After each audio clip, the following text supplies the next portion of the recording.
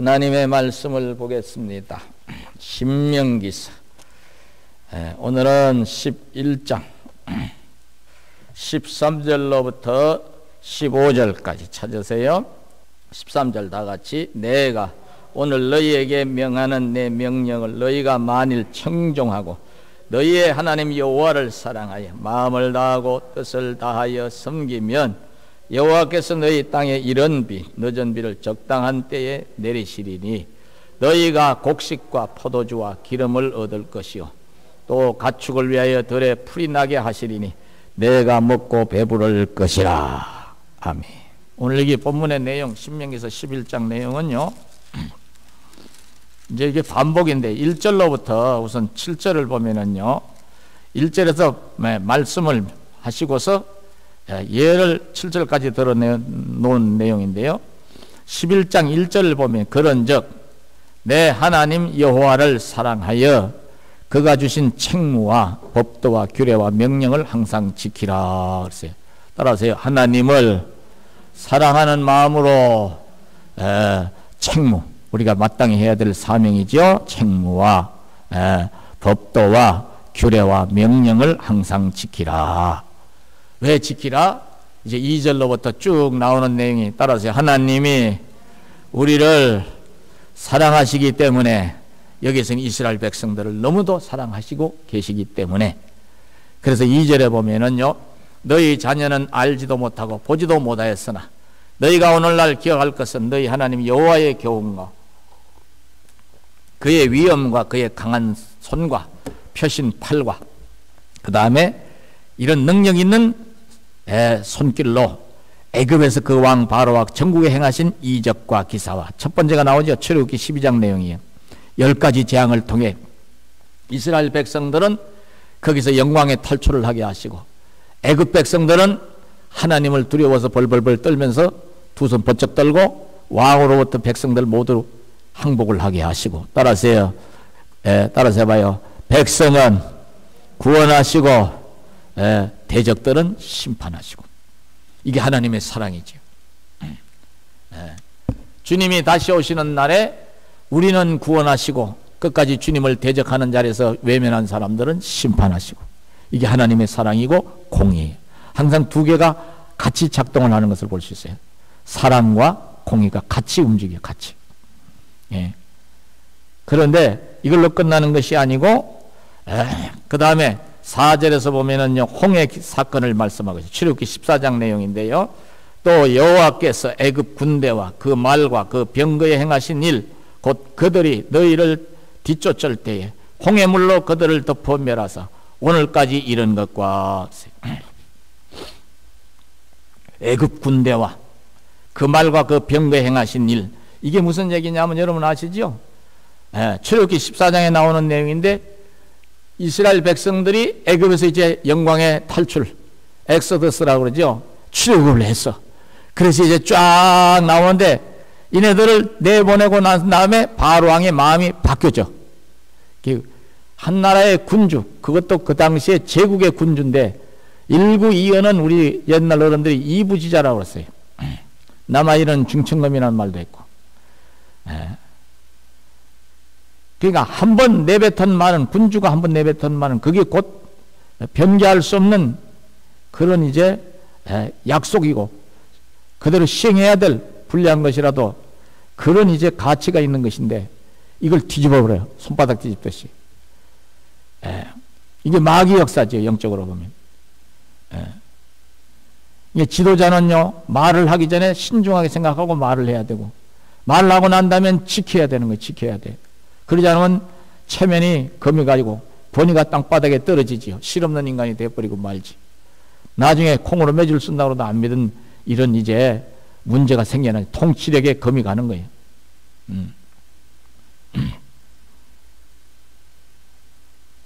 이 마음을 바꿔버렸어요. 그래가지고 다시 애굽의 군사들을 풀어서 이스라엘 백성들을 다 잡아오도록 명령을 내리는 거잖아요. 그리고 막 기병대가 먼지를 뽀얗게 날리면서 애굽의 기병대가 이스라엘 백성들을 추격해서 오는 거예요. 모세가 이스라엘 백성들이 보고 기겁을 하죠. 홍해 앞에 다다랐는데 하나님 그때 어떻게 했어요? 쟤네들을 흑암으로 차단벽을 만들어서 더 이상 접근하지 못하게 해놓으신 상태에서 모세로 하여금 지팡이를 내밀게 해가지고 홍해를 밤새도록 큰 바람이 불게 해서 바닷물을 쫙 갈라지게 하는, 고기만 불게 하셨던 것 같아. 그 이스라엘 백성들을 이제 육시같이 거기를 싹 하나도 노인네 하나 남김없이, 어린아이 하나 남김없이 건너가게 하신 다음에 거기를 계속, 그리고 이제 차단벽을 다시 치우니까 계속 이제 머물러 있던 애국 군대가 맹렬하게 추격해오는데 바다 한가운데 들어왔을 때 하나님 바닷물을 딱 이렇게 합쳐지게 하는 거예요. 그러니까 애굽의 모든 군사들이, 바로의 군사들이 이 홍해에서 빠져서 다 죽는 거예요. 여기에서도 따라서요, 하나님의 공의와 하나님의 사랑이 동시에 작동이 되는 걸 볼 수 있어요. 이스라엘 백성들은 하나도, 노인네 하나라도, 어린아이 하나라도, 장애인 하나라도 이제 못 건너는 일 없이 싹 다 남김없이 건너서 구원받게 하시고, 애굽 그 막강한 기병대를 소유한 애굽 군사들은, 말과 마차와 군사들은 싹, 거기 건장한 군사들이, 무기까지 찐 군사들이 한 사람도 남김없이 몽땅 다 빠져 죽게 하시는 그런 놀라운 일을 하나님이 하시는 거예요. 예, 이스라엘 백성들에게는 따라서 하나님의 사랑을 보여주시고, 하나님을 대적하는 애굽 군사들에게는 하나님의 공의 심판을 내리시는 거예요. 그 이야기예요. 그러니까 하나님 하시는 일이 얼마나 놀라워요. 사람이 이렇게 못하거든요. 그 다음에 이제 뭐가 나오나요? 더 무시무시한 말씀이 나오는데요. 5절은 이제 이렇게 만나 내리신 것을 이렇게 말씀을 하고 있는, 또 너희가 이곳에 이르기까지 광야에서 너희에게 행하신 일과, 그랬어요. 그게 뭐냐면 만나를 내리시고 생수를 먹이시고, 또 뭘 했죠? 메추라기를 통해서 고기를 먹게 하시고, 좋은 건 다 먹이셨어. 광야 한복판에서 농사도 질 수 없는 땅, 애굽에서 갖고 나온 식량은 다 떨어졌을 때 하나님이 대신에 일용할 양식을 주시잖아요. 그래서 주님이 구약을 인용해서 너희는 무엇을 먹을까, 무엇을 마실까, 무엇을 입을까 걱정을 많이 하래요. 염려하지 말라고 그래요. 염려하지 말라. 너희 천부께서 너희에게 있어야 할 것을 아시느니라. 너희 하늘 아버지께서 아신다, 이 말이에요. 이게 먹고 사는 문제 때문에 잠시 어렵더라도 한숨을 짓는 것보다 따라서 믿음으로 기도하시기 바랍니다. 믿음으로 기도하시면서 주님이 주실 줄 믿고 오히려 찬송하고 감사해 봐요. 사렙다 가보에게 기적이 일어난 것처럼 여러분과 저에게도 하나님이 물질을 주시는 거예요. 따라서 마지막까지 책임지시는 하나님 믿으시기 바랍니다. 세상 사람들이 이걸 몰라요. 그렇다고 우리가 히야디하고 부어라 마시라고 방탕하게 살면 안 되지. 게을르게 살면 안 돼. 예수 믿는 사람은 신앙생활도 열심히 하고 인생 사는 것도 따라서요, 부지런히 살고 연세가 들면요, 자기 몸 하나 관리하기도 힘들어. 연세 드신 분들은 그저 자기 관리만 잘해도 부지런히 사는 거예요. 기도하시면서. 젊은 사람들한테 드리는 말씀이, 이게 그러면서 이제 여기 6절 권위에 대한 도전을 했던 사람들에 대한 이제 하나님의 진노, 하나님의 권위를 없이 여기지 말라고 이 말씀을 다시 하시는 것 같아요. 6절에 보면 르우벤 자손 엘리압의 아들 따단과 아비람에게 하신 일, 곧 땅이 입을 벌려서 그들과 그들의 가족과 그들의 장막과 그들을 따른 온 이스라엘 한가운데에서 모든 것을 삼키게 하신 일이라. 요게 이제 아주 무시무시한 일인데요. 민수기서 16장 1절로 35절에 나오는 내용인데요. 이스라엘 공동체 안에서 반역이 일어난 사건이에요. 고라, 다단, 아비람, 오니 무리를 지었다. 당을 짓고 그래서 당. 무리당자예요. 당을 짓고. 이게 가담한 세력이 뭐냐면 이 12지파의 족속들 중에서 12지파 중에서 족장, 우두머리 역할을 하는 사람들이 250명이 가담이 된 거예요. 그렇게 해서 모세와 아론을 이제 그 자리에서 내쫓고 자기네들이 마음에 드는 사람을 지도자로 세워서 다시 애굽으로 돌아가든가 무슨 부처를 내려고 하는 이러한 이제 괴계를 꾸민 사건이 이 고라, 다단, 아비람, 온이 일으킨 사건이에요. 이 반역 사건이고, 이걸 한 나라로 봤을 때는 쿠데타예요. 쿠데타.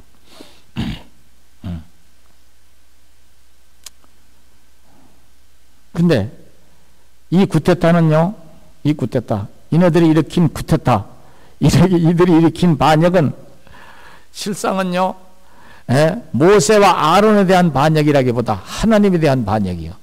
왜냐하면 하나님이 모세와 아론을 세워서 이스라엘 백성들을 너무도 사랑하셔서 가나안 땅에 데리고 가시는 노중이잖아요. 근데 이것을 깨고 지네들 마음대로 지도자를 바꿔가지고 애굽으로 다시 돌아가겠다고 하니 하나님에 대한 대적이죠. 그렇죠? 하나님에 대한 반역이잖아요. 사람에 대한 대적, 사람에 대한 반역도 옳지 않은 그런 이제 자기 자리를 좀 좋은 자리를 차지하려고, 권세를 차지하려고. 지난번에 말씀드린 대로 세종의 아들, 둘째 아들인가 그렇죠, 그 사람이. 수양대군이 조카 단종이 어린 나이 왕이 되니까 그 자리를 차지하고 싶어서 권력에 대한 욕망 때문에 자기 형님이 그렇게 유언을 남기면서까지 조카를 부탁을 했는데 대답은 해놓고 완전히 뒤집어 엎어버린. 자기 아우들도 두 사람을 죽이고 자기 조카를 저 영월 땅 청룡포라고 그러죠. 그 강 건너서 거기다 갖다 처박아 놓고 나중에는 그것도 못 믿어서 이제 사육신 사건이 일어나니까, 단종 보기 사건이 일어나니까 기어이 단종을 죽여서 그 강물에 던지게 하잖아요. 그래서 뭐라고 하는 줄 알아요? 조카를 죽여서 강물에 던지라는 걸 그 시신이라도 건지는 놈은 삼족을 멸하겠다고 엄포를 내려요. 세상에 권력이 얼마나 좋은지는 몰라도요.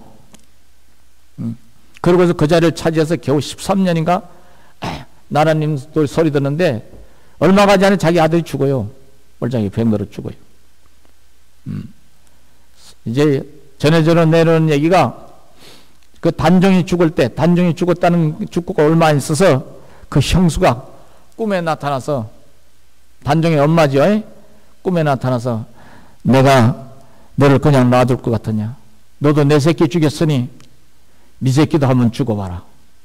머리를 풀고 산발을 하게 소복 입고 나타나서, 그리고 이제 꿈에 나타나서 기겁을 했는데, 악몽을 꿨는데, 그리고 얼마 안 있다가 이 수양대군이었던 세조의 아들이 죽어요. 앓다가 백약의 무효로 죽어.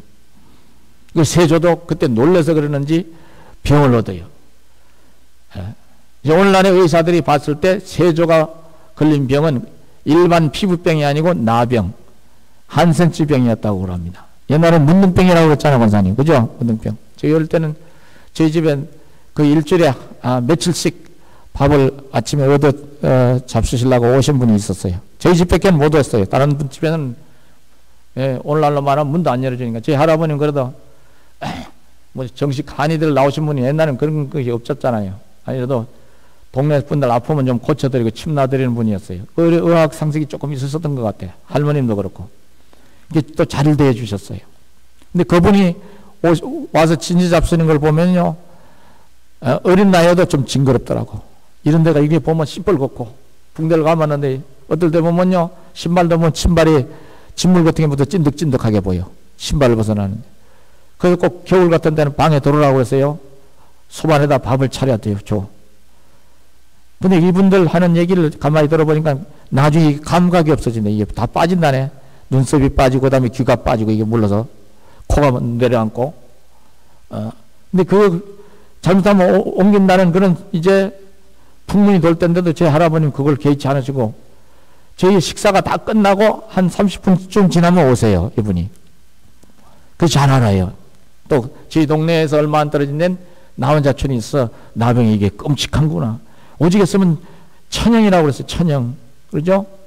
무서운 병이었죠. 가난하고 영양 상태가 좋지 않은 나라, 오염이 많이 된 나라에서 이런 나병이 많이 발생한다는 그런 얘기가 있어요.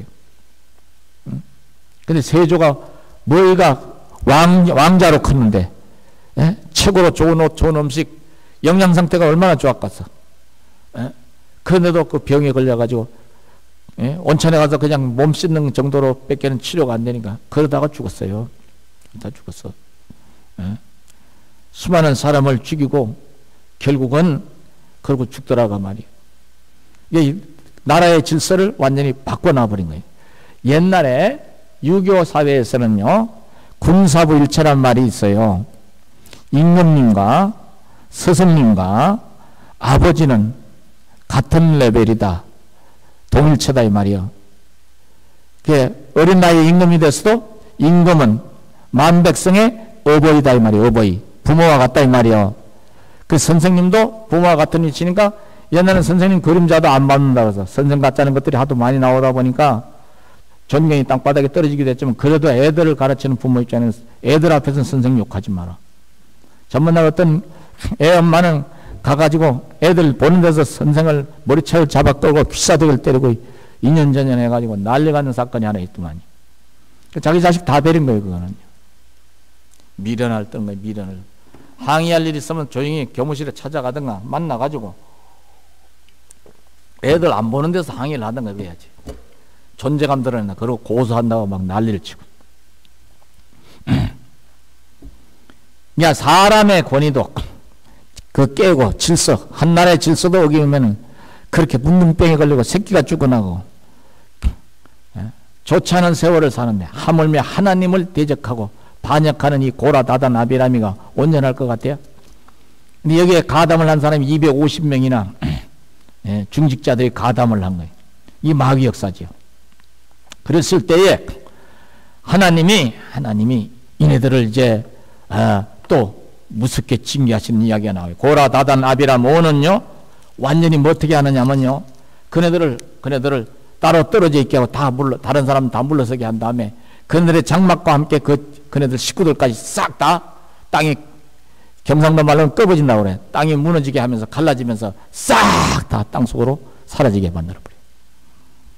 250명 여기에 가담했던 250명 향로를 잡은 250명은요 하나님 불을 내려서 이네들 다 불로 태워버려요. 산채로 화장을 해버린다 이 말이야. 그 다음날 이스라엘 백성들이 선동이 된 사람들이 많았는가 모세하고 아론에게 원방을 막 퍼부어요. 당신들 때문에 애꿎은 사람이 수백 명이 죽었어. 어떻게 이럴 수가 있어? 하고 선동이 되니까 이게 된장인지 무엇인지 구분도 못하고 말인지 염소인지 구분을 못하고 일본식 표현을 하면 사슴인지 말인지 구분을 못하고 이러고 난리를 치는 거예요. 사람이 선동이 되면요 그만 이렇게 어이없는 미련을 떠는 거예요. 이 사람의 말은 따라서 칼에서 듣고 행동은 신중하게 해야 될 줄 아시기 바랍니다. 제가 좋지 않은 소리 모이기만 하면 좋지 않은 소리 하는 사람은요 그 벼락을 맞을 사람이요 망하기로 작정된 사람이고 우리는 항상 좋은 소리 해야 되고 칭찬하는 말 해야 되고 축복하는 말 해야 되고 위로하는 말 해야 되고 누가 좀 안 좋은 소리 좋게 받아들이려고 하고 좀 참아주고 기도해야 될 줄로 아시기 바랍니다. 여기 이렇게 해가지고 이제 이네들이 250명이 죽었는데 그걸로 끝나질 않아요. 끝나지 않아. 민수기서 16장에 가서 46절에서 49절에 보면은요 어떤 일이 일어나느냐 하면요 이게 온 회중에 하나님이 전염병을 내려보내. 연병이라고 나와요. 연병이 전염병이에요. 이걸 저는 어릴 때 처음 교회 다닐 때는 이 성경을 읽더니 용병이 이렇게 돌았다냐. 전라도 말로 연병은 무슨 병이요, 권사님? 머리가 다 빠지는 병, 수인성 전염병인데 그 장티푸스를 연병이라고 그랬어요. 기억나시죠? 연병이 이때도 있었는가? 근데 무슨 전염병인지는 없어요. 우리도 지금요 전염병 때문에 지금 고생하고 있죠, 그죠? 코로나, 오미크론 때문에 20만 명이 넘어갔더만. 돼지한테 전염병이 올라가지고 돼지도 고난이고 또 오리나 닭한테 올려는 이게 조류 독감이 올라가지고 이것도 전염병이고 짐승도 고난이고 사람도 고난이 말 쓰지 말에 한 장면이죠. 이렇게 해가지고 이제 전염병이 창궐하게 되니까 모세가 급해가지고 아론에게 빨리 향로에 불을 피워서 가서 속죄를 하시오.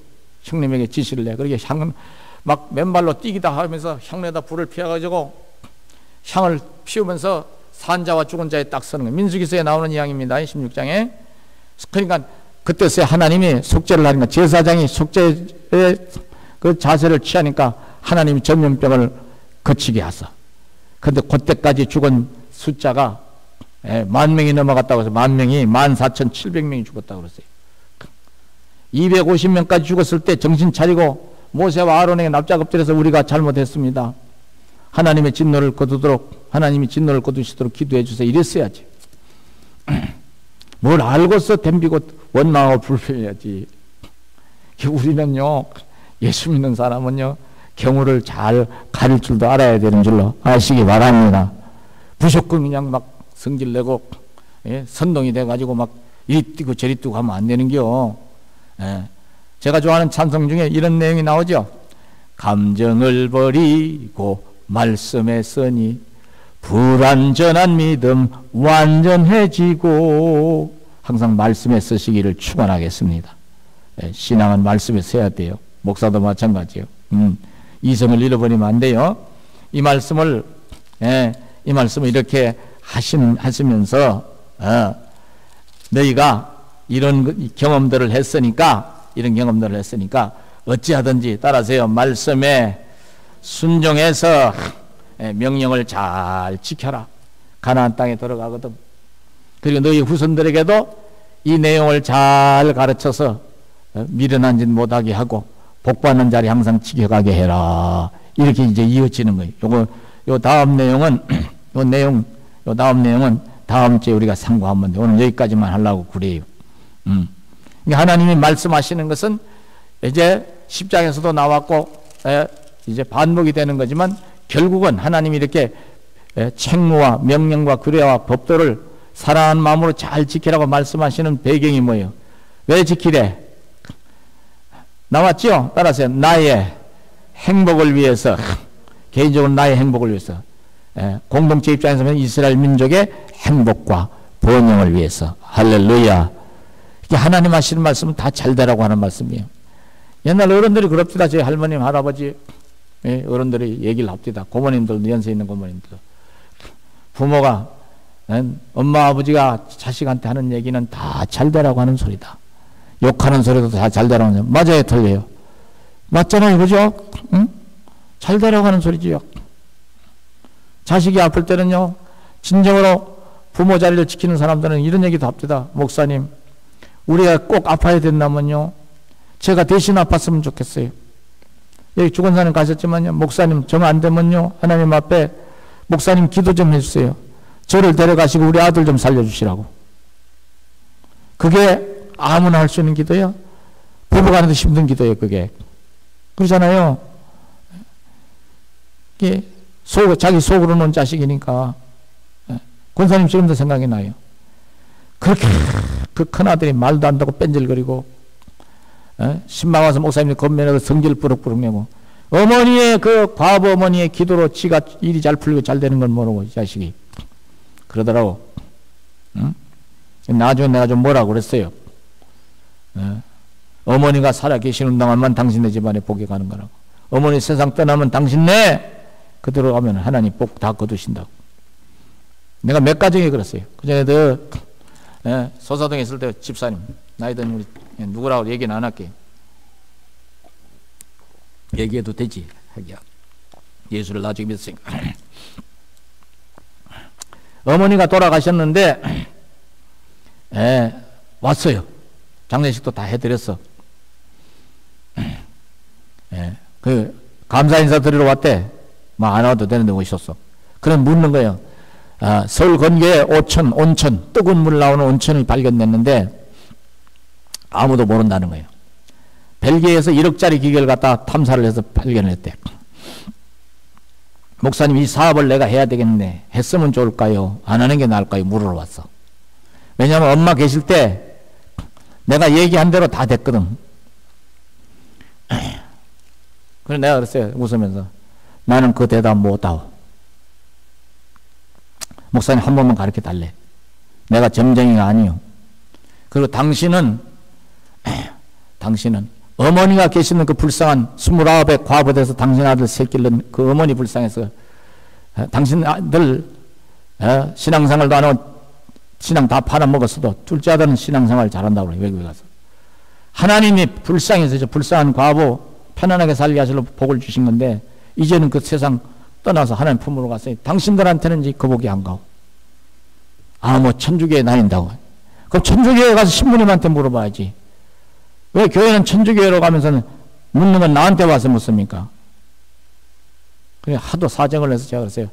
당신은 어머니가 돌아가심과 동시에 당신네 집안에 예수 안 믿는 형제들은 복이 이제는 없습니다. 하는 것 당신이 아무리 잘 될 거라고 믿고 해도 안 될 겁니다. 있는 거나 잘 지키세요. 그것도 지키기가 어려울지도 모르지만 내가 그 얘기했어요. 저는 바른 소리 하는 사람이잖아요. 욕먹을 각오하고. 또 목사가 거짓말하면 안 되죠. 영적인 것을 가지고. 나는 분명히 얘기했습니다. 근데 1년인가 2년인가 3년인가 지난 다음에 전철역길 타려고 소사역에서 전철을 타려고 누가 인사를 해보니까 그분이요. 그 아드님. 인사를 해요. 목사님 어디 가세요? 그러길래 반갑게 인사를 하길래 그러세요. 반갑습니다. 잘 계셨어요. 근데 이 양반이 대뜸 만나서 하는 소리가 목사님 저요 교회 다니고 있어요. 그러더라고. 내가 물어봤냐? 근데 자기 딴에는 내가 이제 교회 다니고 있으니까 목사님 너무 미워하거나 저 외면하거나 그러지 말아달라 그 얘기겠지. 하나님이 그러면 이제 하나님 봐주시겠네요. 좋아가지고. 그런데 저는 막 이렇게 얘기를 해요. 어느 교회 다닌다고. 제가 그렇게 장례식 끝나고 얼마 전에 찾아왔을 땐 야단을 좀 치면서 기도했지요. 천국에 가신 그 어른 생각해서 하나님 저 자식들이 늦기 전에 정신 차리고 회개하게 해달라고. 겉으로는 엄하게 얘기해도 목사는 그 어머니 아버지 생각해서 기도 안 할 수가 없잖아. 나는 그걸 봤어요. 여기서 38년에 내가 지켜봤다고. 복도 하나님이 받을 만한 사람한테 주시는 거예요. 여러분도 신앙을 잘 세워야 되지만 후손들도 신앙을 잘 세워주시기를 주의 이름으로 부탁을 드리겠습니다.